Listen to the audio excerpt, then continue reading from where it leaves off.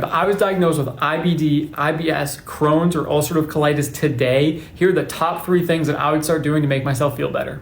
That guy should be ashamed of himself, and do not listen to him. First of all, I look a mess, but I couldn't wait to jump on here and tell you that everything that he said is incorrect. He starts off by saying, if I've had IBS or IBD, Crohn's or colitis, I would whatever, to feel better. It's not even promised that if you do all the right things so perfectly that you'll feel okay, by the way. You just have days where you just don't feel well, because these are conditions that we're trying to help ourselves minimize the pain of, but it's not always possible. A lot of the times we just feel like crap because we have the conditions, period. And he starts off by saying the first thing he would do is control his diet, eat fresh fruits and vegetables, wrong, and limit processed foods, also very wrong, and I'll tell you why.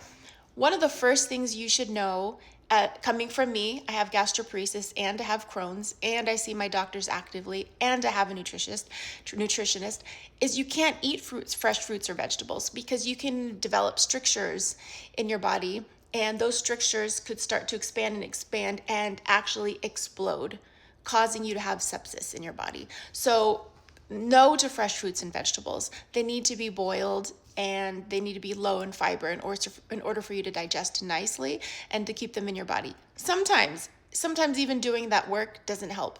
And then processed food. Processed how is the question, right?